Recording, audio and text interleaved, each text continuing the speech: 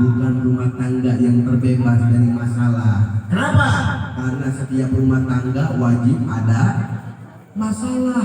Nabi Muhammad pernah berantem sama istri-istrinya, para sahabat pernah bertikai sama istri-istrinya. Semua yang berumah tangga pasti cekcok. Ada di sini yang rumah tangga nggak pernah berantem? Ada nggak? Yang nggak berantem mesti dicurigai tuh, jangan-jangan sakinah mawaddah warahmah adalah rumah tangga yang apabila di dalamnya ada masalah, yang besar dikecilkan dan yang kecil dianggap nggak ada. Besar lagi. Bukan yang kecil dibesarkan, yang besar jadi meledak. Itu jauh dari sakinah mawaddah warahmah.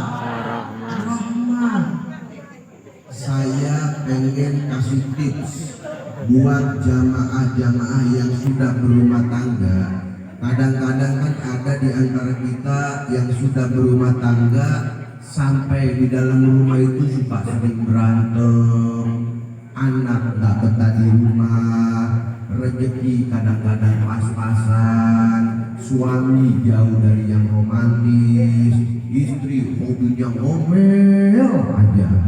Ada yang kayak begitu di sini? Banyak. Yang mana orangnya? Di sana jauh. Pak, mesti perhatikan. Rasulullah mengatakan di setiap wadah rumah seseorang ada satu syaitan, namanya syaitanul dasim. Setan dasim.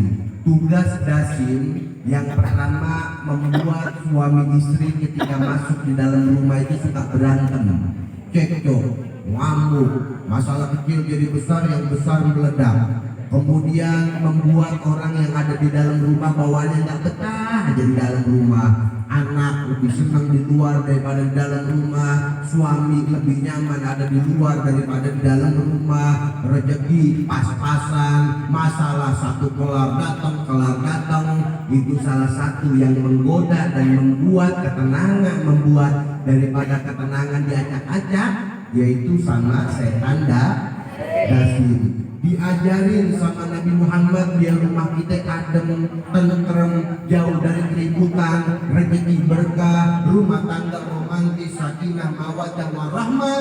Dibiasakan yang pertama, kalau ibu-ibu lagi bebenah rumah, tahu bebenah? Nyapu, jangan cuma sekedar nyapu doang, tapi sambil baca ayat kursi dan banyakkan baca sholawat kepada nyapu doang, lupa baca ayat kursi, lupa baca sholawat kepada Nabi. Padahal bukan cuma sekedar sampah yang nampak di hadapan mata kita yang harus kita bersihkan, tapi sampah yang tidak nampak dalam pandangan kita pun harus kita bersihin. Baca ayat kursi, wa ilahukum ilahu wahid la ilaha illa huwa, sampai wala yaqubuhu ma wal aliyul azim. Kelar ayat kursi, Allahumma sholli ala sayyidina Muhammad wa ala ali sayyidina Muhammad. Banyakin baca sholawat. Ngepelnya juga begitu sama, jangan cuma sekedar ngepel doang, ngelap pakai air kemudian ditempel ke lantai kita.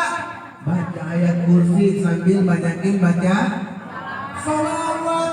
Anak-anak dasim, tempat bermain yang paling nyaman mereka di atas ranjang kita pengen tidur. Makanya kalau seandainya kita tidur, kita bersihkan ranjang. Yang diajarin sama Nabi juga jangan cuma sekedar dibersihin begitu doang, dikepas.